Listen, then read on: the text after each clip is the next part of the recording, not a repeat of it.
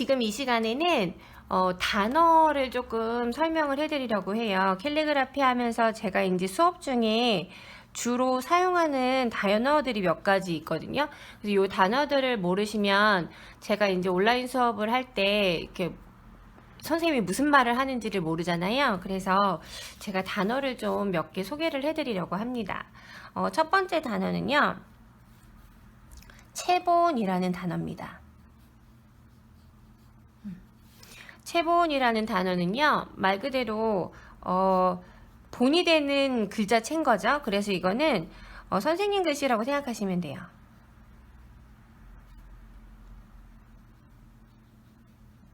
선생님 글씨. 그래서 지금 이렇게 제가 막 쓰는 메모처럼 쓰는 것도 제 글자체인 거거든요. 그래서 글자 연습을 하실 때 필요하시다면 온라인 수업 들으시다가 이제 캡처 하시죠. 캡처 하셔가지고 그거를 연습하시는 것도 하나의 방법이십니다. 그래서 제가 이야기가 들어가기 시작하면 이 체본하실 수 있도록 글자를 하나씩 항상 써드릴 거거든요. 그럼 그거 캡처 하셔가지고 연습하시면 됩니다. 그래서 체본이는 선생님 글씨고요. 그러면 체본을 연습하는 걸 뭐라고 하냐면 임서라고 합니다. 이거는 선생님 글씨를 보고 열심히 연습하시는 지금 회원님들의 행동이 임서인 거죠. 그래서 임서해보세요 라고 말씀을 드리면 선생님들이 제 글씨를 보고 따라 하신다고 생각하시면 됩니다. 이야기 캘리는 임서하지 않는다고 하지 않았나요? 아니에요. 임서합니다. 왜냐하면 사람의 글자체라는 거는 본인이 좋아하는 게 있을 수도 있고 아닌 게 있을 수도 있고요. 그 다음에 임서를 통해서 어떤 글자체뿐만이 아니라 마지막으로 배울 단어 구도를 익히는 연습을 하게 되거든요. 이게 그냥 똑같이 한 줄로 쭉 쓰는 글자가 아니라 무언가 캘리그라피는 아무래도 디자인적인 요소가 들어가거든요. 이게 캘리그라피가 뭐 완전한 뭐 미술 디자인이다 라고 생각하진 않아요. 저는 그렇게 생각하진 않지만 저는 이야기를 표현하는 소통의 도구로 사용하지만 그럼에도 불구하고 캘리그라피는 예술 문화의 한 영역이고요. 그래서 디자인적인 요소가 들어가기 때문에 구도가 빠질 수가 없습니다. 그래서 임서를 하시면서 구도를 배워가시는 과정이시거든요. 그래서 글자체만 보시는 게 아니라 이렇게 다른 작가님들의 글자를 보실 때도 글자체뿐만이 아니라 구도까지도 함께 보시면서 연습하시는 과정이 필요하십니다. 그래서 그런 단어들을 제가 주로 사용하게 될 거고요. 그래서 선생님 여러분들이 이제 그런 것들을 잘 이해하셔서 쫓아오시면 될 것 같습니다. 어떻게 도구는 다 준비하셨나요? 제가 이제 지난 강의 때 붓펜 캘리그라피 하니까 붓펜 필요하다고 말씀드렸고요. 그 다음에 화선지 필요하다고 말씀드렸고요. 그리고 깔판 필요하다고 말씀드렸습니다. 그래서 붓펜 같은 경우에는 붓펜은 먹을 쓰지 않잖아요. 그래서 리필 카트리지가 필요해요.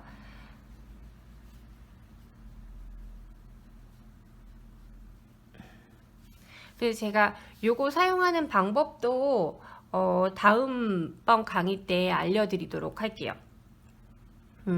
그리고 화선지 같은 경우에는 종이를 만약에 난 A4 용지로 하고 싶어요 하시는 분들은 상관없습니다. A4 용지로 하셔도 되는데 저는 화선지를 뭘 사야 될지 몰라서 구입을 못 하시는 바람에 A4 용지로 하신다면 차라리 종합장이나 도화지를 더 추천을 드려요. 왜냐면 이 먹이 약간의 번짐이 있는 게 글자가 예쁘거든요. 약간의 번짐이 있는 게 예쁜데 A4 용지는 번짐이 없어요. 전혀 없고 이렇게 먹이 뜨는 종이거든요. 그래서 이왕이면은 종합장이나 도화지를 조금 활용하시는 편이 더 나을 것 같다는 생각이 듭니다. 그래서 뭐 이것만 선생님 정말 이것만 필요하나요? 네, 이것만 필요합니다. 그리고 나중에 제가 색감 강의를 할 때는요, 색감 강의를 할 때는 이제 물감도 필요하고 워터북펜도 필요하고 그 뭐 이것저것 필요하고 제가 가져가는 도구들도 있죠. 제가 소개해드리는 도구들도 몇 가지 있지만 일단 시작하실 때는 요것만 필요합니다. 거기다 뭐 조금 더 필요하다고 하면 물티슈. 제가 처음에 캘리그라피를 시작했을 때 제 아들이 그랬어요. 엄마 손은 왜 맨날 더러워 그랬어요. 제가 이게 잉크를 누르면 여기 요 부분에서 잉크가 막 뽕뽕뽕뽕 솟아 나오거든요. 그러는 바람에 여기가 잉크 까맣게 잉크가 묻는 날이 많았어요. 그래서 아들이 엄마 손은 왜 맨날 더럽냐고 했었어요. 그렇지만 전 당당하게 얘기했죠. 엄마 공부하고 왔어. 이렇게 얘기를 했죠. 그래서 선생님들도 여기가 까매질 때까지 열심히 수업하실 수 있었으면 좋겠어요. 오늘 재료가 하나도 없으신 분들도 있을 거고요. 그리고 조금 있으신 분들도 있을 텐데 재료가 없는 분들은 다음번 강의 듣기 전까지 꼭 준비해 두시면 다음번 강의 때는 제가 잉크 카트리지 교체하는 법 이것저것 가르쳐 드릴 거예요. 그리고 오늘은 이 재료가 있으신 분들을 위해서 제가 선긋기 기본 선긋기 좀 알려드리려고 하거든요. 기본 선긋기는 말 그대로 붓펜을 연필 잡듯이 접으시면 돼요. 연필 잡듯이 잡으시면 되고 연필을 잡으실 때 이렇게 뉘어서 보시면 이런 식으로 각도를 뉘어서 잡으시는 분들이 많아요. 그런데 붓펜은 펜이긴 펜이지만 모이기 때문에 이렇게 좀 세워서 잡아주셔야 이 움직임이 훨씬 많아요. 예를 들어서 한번 보여드리면 제가 이렇게 뉘어서 쓰잖아요. 그러면 붓이 움직이는 게 요거밖에 안 돼요. 이렇게밖에. 그런데 붓을 이렇게 거의 90도로 세우시면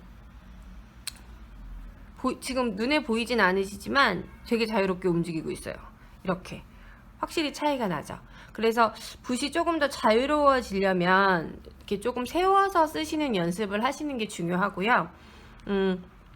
글자체에 따라서 펜을 잡는 법이 조금씩 다 다릅니다. 그렇지만 일단 기본은 좀 세워 잡으시는 거라고 생각하시면 되고요. 그 다음에 선긋기는요, 이렇게 같은 압력으로 내가 주는 힘으로 이렇게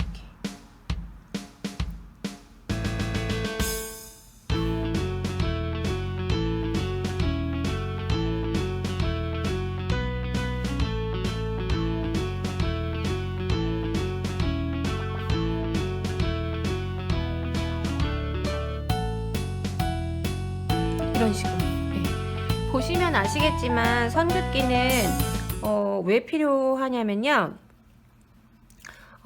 이 글씨 쓰는 습관이랑 연결이 돼요.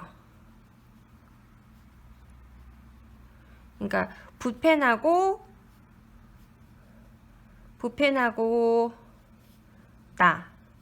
내가 처음 만나는 과정이 이 선긋기인 거예요. 그러다 보니까 이 선긋기를 얼마나 집중하면서 심혈을 기울여서 하느냐에 따라서 그 습관이 달라집니다. 그래서 선긋기를 하실 때는요, 첫 번째로 여기 처음에 시작하는 굵기랑 끝에 끝나는 굵기랑 일정할 수 있도록 같은 힘을 주시는 거. 예, 같은 힘을 주시는 거. 같은 힘을 주시는 연습을 하셔야 되고요. 그 다음에 두 번째로는 요 간격이에요.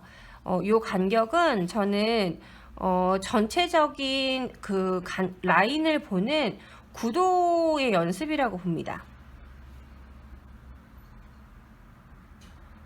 그래서 요 간격을 맞춰 가지고 글씨 쓰시는 것도 아주 중요합니다. 그래서 요 길이 맞춰 주시는 거, 그 다음에 간격 맞춰 주시는 거, 같은 힘을 주시는 거, 요런 거 생각하셔 가지고 선긋기 연습해 보시면 좋을 것 같아요. 이미 선긋기를 잘 하시는 분들도 자신의 습관을 한번 되돌려 보시는 시간 되셨으면 좋겠습니다. 오늘도 이강도 수고 많으셨고요. 연습해 보시면서 더 좋은 글귀들 댓글 달아주시면 제가 나중에 댓글 달아주신 거 업데이트 할 때 또 체본도 해드리도록 그러도록 하겠습니다. 오늘도 수고하셨습니다. 스토리그라운드의 빛들이었습니다. 감사합니다.